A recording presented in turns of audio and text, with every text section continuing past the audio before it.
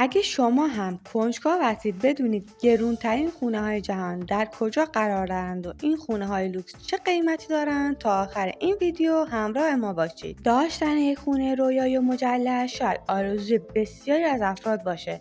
بیشتر مردم کنجکاو هستن بدونن گرونترین خونه های جهان چه امکاناتی داره. شاید باورتون نشه اما گرونترین خونه جهان داره 240 اتاق خواب و 535 اتاق دیگه هست. پس تا آخر این ویدیو جذاب همراه ما باشید تا ببینیم این خونه خفن کجاست و چه قیمتی داره.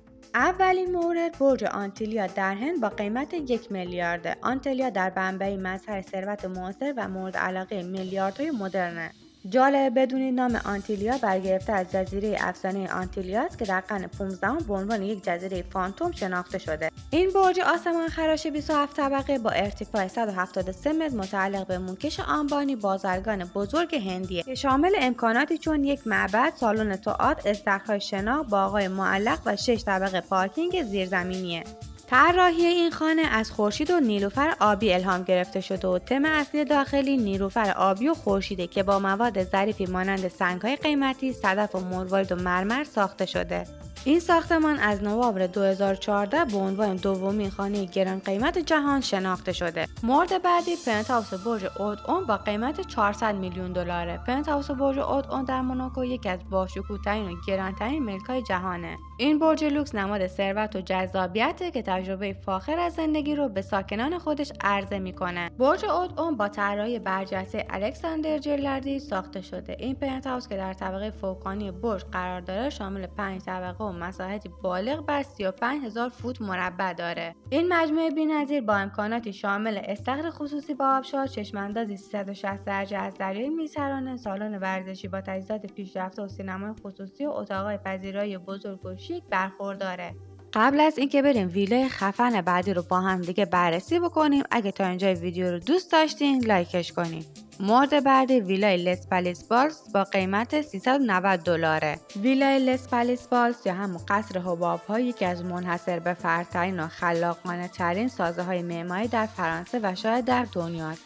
این ویلا در کازینس واقع شده و به دلیل طراحی بارز و مناظر خیالی خود شناخته میشه. طراحی داخلی این ویلا با توجه به زیباشناسی مدرن و هنر ترکیب شده و شامل اتاق‌های بزرگ و فضاهای بازه. امکانات این هتل شامل استخرهای بزرگ و منظره‌های خیره کننده از دریا و امکانات تفریحی شامل سونا، سالن‌های بازی و سینما، باغ‌های زیبا و فضاهای بیرونی برای تفریح و استراحت. عمارت دوان در ایالات متحده با قیمت 500 میلیون دلار یک دیگه از گرونترین خونه های جهانه.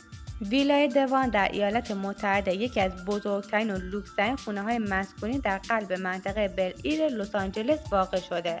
این عمارت بی‌نظیر با مساحت حدود 105000 فوت مربع نتیجه 5 سال طراحی و ساخت دقیق توسط معمار مشهور نیل نیامیه. این عمارت با 21 اتاق خواب، 42 حمام، یک سالن بولینگ، سالن سینما با 30 صندلی و یک گاراژ با ظرفیت 30 خودرو استاندارد جدید در معماری لوکس به وجود آورده.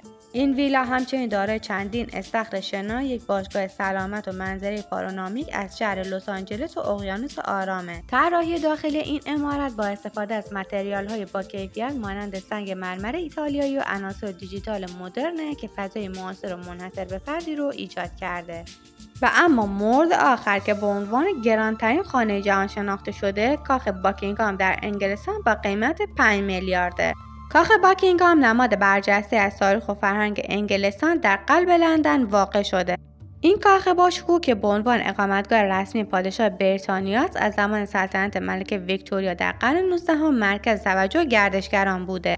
این کاخ دارای 775 اتاقه که شامل 119 اتاق پذیرایی، 52 اتاق خواب سلطنتی، 188 اتاق خواب کارکنان، 92 دفتر و 78 حمامه. داخل کاخ باکینگهام تزیینات خیره کننده از جمله مجسمه‌های نقاشی و فرش‌های قدیمیه که تاریخ و هنرهای ارزشمند بریتانیا رو به نمایش میذاره. در حیاط کاخ مراسم تغییر نگهبانان که نمادی از نظم و شکوه نظامی انگلستانه به طور منظم برگزار میشه که همیشه جاذبه بزرگ برای گردشگران از سراسر جهانه. این 5 تا از گرونترین خونه های جهان بود که با هم دیگه بررسی کردیم. شما کدوم یکی از این خونه ها رو دوست داشتین؟ نظرات قشنگتون رو توی کامنت ها برامون بنویسید.